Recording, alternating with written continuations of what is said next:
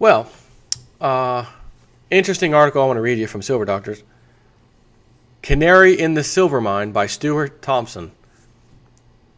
And he may be right. Of course, timing's everything, and it seems like timing with precious metals, not a person in the world can predict it. It just, they keep flooding the market with these paper contracts, push the price down, price goes up again, they flood it with more contracts, rinse and repeat.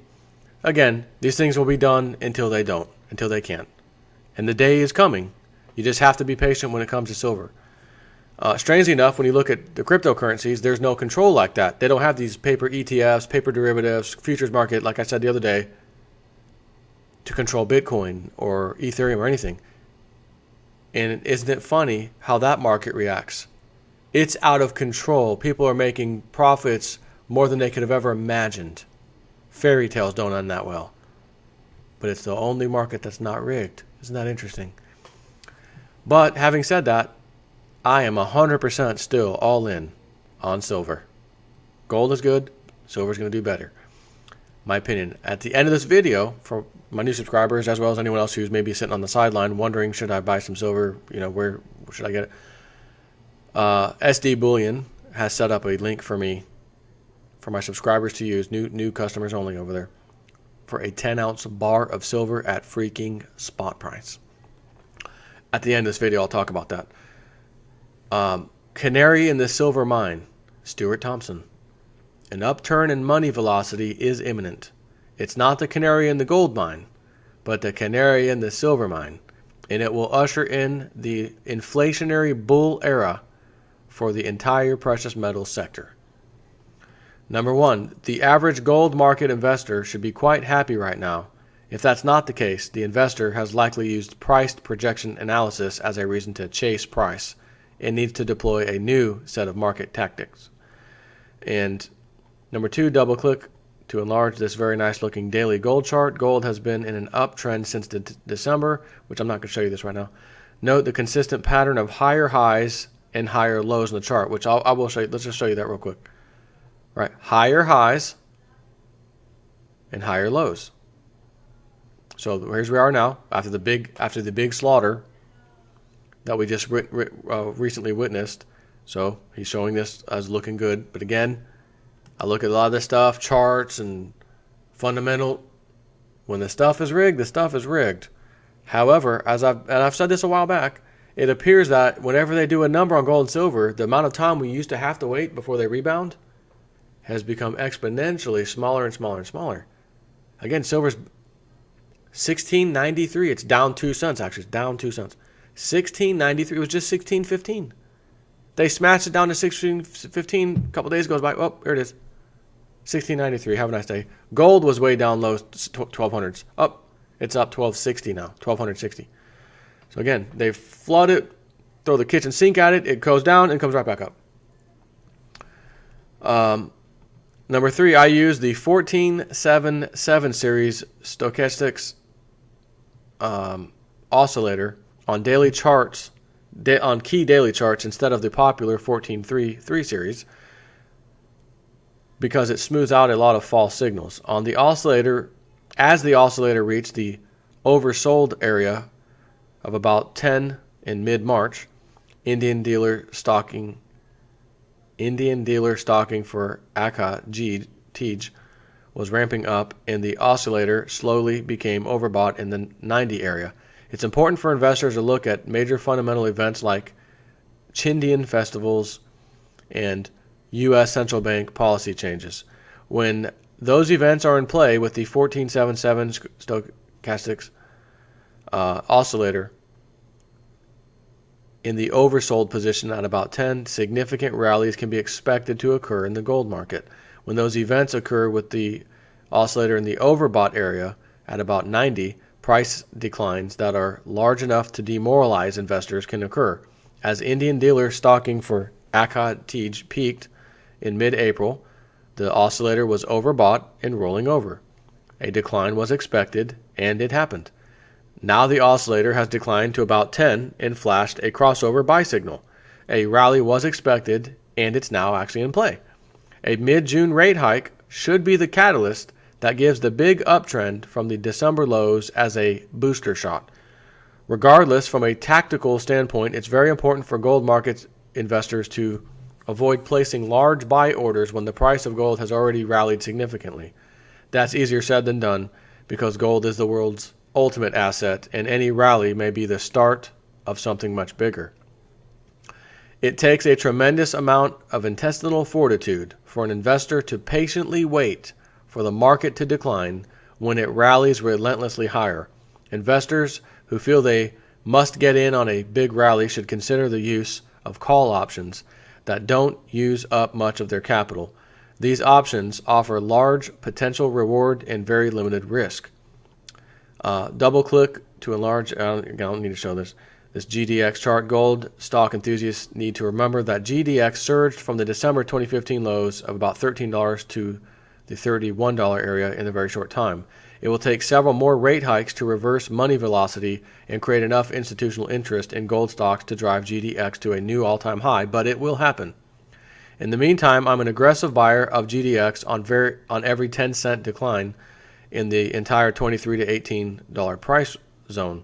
I'm predicting that the next rate hike from the Fed will be the catalyst that ends the current consolidation and begins the next leg of the uptrend.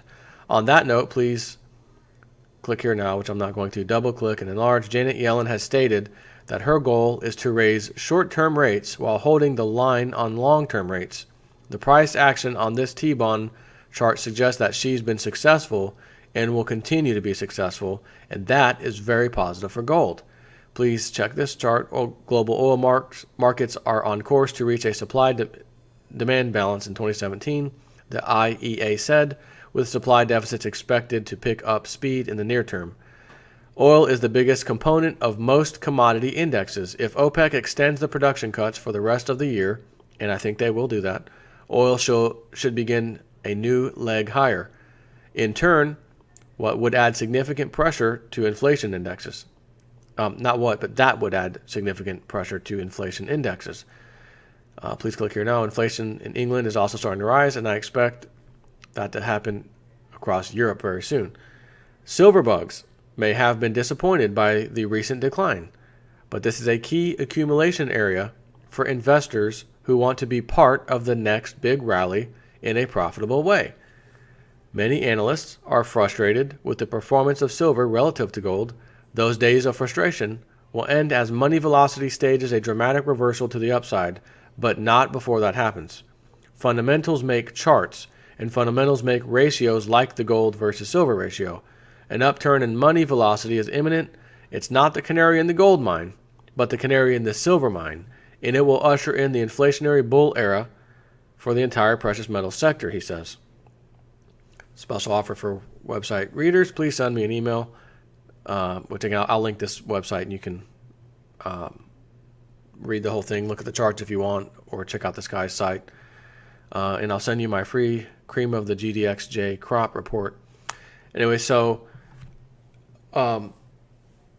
speaking of potential silver movement, I said the other day at 16.15, you should probably start, getting your hands on some more silver if you were on the sidelines, or maybe you haven't yet. It's a great price. At the same time, $16.93 is still a good price for some silver. SDBullion.com, which also is in my description box now, the actual link, SDBullion.com/JSNIP4. There is basically a coupon there on their site. The page was actually a landing page made for me and my subscribers, basically. And if you are a new customer of SD Bullion, they give you the opportunity by using that code to get a 10-ounce silver bar at spot price, no premium. Unbelievable. So as long as that's available, and I'm not sure how long they're going to keep going now. Honestly, I hope they keep it going forever as long as people want to keep buying. But again, it's just for a specific silver bar. It's that silver bar that's shown on the screen. Again, sdbullion.com/jsnip4. The link will be in the description box. Anybody who wants to buy some silver. Like I said, anything under sub $20 prices is always a good day for me as far as buying silver. I bought some recently, but I've been hanging on to a little bit of cash on the side, and it's what I've told people is like my play money. And my play money has gone into cryptocurrency such as Bitcoin. I've had a few Bitcoin for quite a while. And then I bought some more recently. I bought some at 1,200. I bought some, I think, at 8 or 900. I bought another one at 1,300, etc. I think I have around 7. And I've had people also, they donate sometimes to me, my little link down there in the description box for Bitcoin. So every now and then I'll see a little boop. Here you go, Jason. Whoa, man, thanks. Awesome. Thanks for the little bonus. So I'll see it come in. Oh, I had 7. Now I've got 7.4 total. It's like awesome to look at that. But I understand at the same time that could blow up. That whole thing can just blow up and everything I have in there just goes away. I understand that. And that to me is a gamble. But seeing the performance of those cryptocurrencies beyond insane, like crazy, I had to get in on that a little bit. So I also own some Ethereum now. I have some Ethereum and I have some Bitcoin. I'm on the fence right now because Ripple coin, which the Webbot reports that I always read a summary on every month. And by the way, there may not be one next month. Just a FYI, there may not be any Webbot report summary or even a report released, period, next month. Possibly, Cliff said. He's not sure, but signs are showing that he's probably not going to be able to do one next month. But that report said you may want to start getting into Ripple. The price of Ripple was between 2 and 3 cents. Ripple coin. I did my summary. I told my subscribers, hey, that's what the Webbot said. And the Webbot, when it came to cryptocurrencies, especially like Bitcoin, it's been spot on accurate. So if you want to take a chance, hey, get some Ripple. I did not do it. I was content just dumping some extra money into Bitcoin. And then Ripple coin went from approximately 3 cents to, as of right now, I'll give you the actual live number. Ripple USD. Just so I'm completely accurate. It's right this second, it's at 40 cents. It was 3 cents. It's now 40. I had someone reply in my video I did talking about that yesterday. He said, yeah, I put like $3,000 on Ripple. About $3,000 worth of Ripple based off of your report thing with the Webbot. I'm now sitting on, I think he said $41,000 or whatever it was actually at the time. He's now sitting on somewhere around 40 or 41 or something like that, $1,000. $3,000 investment, and an effing month later, he has 40K in his pocket? Whoa. I mean, whoa. So, I'm pretty certain he's just a sliver happy with that. But again, it's a gamble. It is a gamble. These coins can go to zero, just like stocks and bonds and all this crap, paper crap. It can theoretically go to zero. Precious metals can never go to zero because no one pulls them out of the ground for free. A little different. Not to mention when people start to get panicked with the coming banking and financial crisis 2.0 right around the corner, they're going to flood into metals. And they're also, because now, since the last crisis, we now have these cryptocurrencies that weren't there back then. And everybody's all over them now. So you're going to see a lot of money flooding into cryptocurrencies. That's why I'm playing with both. Of course, I look at my metals, I was like not playing with it, but that's like my baby. I'm all in over there. One day it's going to explode because of these crises. Excuse me. And that's when I'm going to sell it. But over here, in the meantime, I've got a couple bucks to play with. Let me gamble a little bit, so to speak, with these cryptocurrencies. And boy, oh boy, do I wish I did what the Webbot said we all should have did and got in on Ripple when it was 3 freaking cents. I probably wouldn't have put $3,000 on it, but I probably would have put $1,000 on it. And I would be sitting on approximately $12,000 to $13,000 instead of $1,000 had I done that.